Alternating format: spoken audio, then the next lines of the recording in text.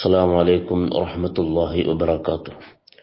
الحمد لله والصلاة والسلام على أشرف رسول الله وعلى آله وأصحابه الفائزين بالله. أما بعد، قال رسول الله صلى الله عليه وسلم: لا تغفلوا التعوذ من الشيطان فإنكم إن لم تكونوا ترونه فإنه ليس عنكم بغافل. رواه الديلمي.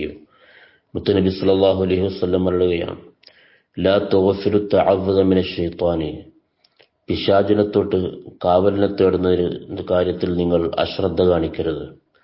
ഫഇന്നകും ഇല്ലം തകൂനു തറൗനഹു, നിങ്ങൾ അവനെ കാണുന്നില്ലെങ്കിലും, ഫഇന്നഹു ലൈസ അലൈക്കും ബിഗാഫിലിൻ, അവൻ നിങ്ങളെ തൊട്ടൊരിക്കലും അശ്രദ്ധവാനല്ല, സദാ അവൻ നിങ്ങളെ നിരീക്ഷിച്ചു കൊണ്ടിരിക്കുകയാണ്. അതുകൊണ്ട് പിശാചിന്റെ ചെകുത്താന്റെ ഉപദ്രവം, അവന്റെ ദുർബോധനം ഏതു സമയവും നിങ്ങൾക്ക് ഉണ്ടാവാൻ സാധ്യതയുണ്ട്.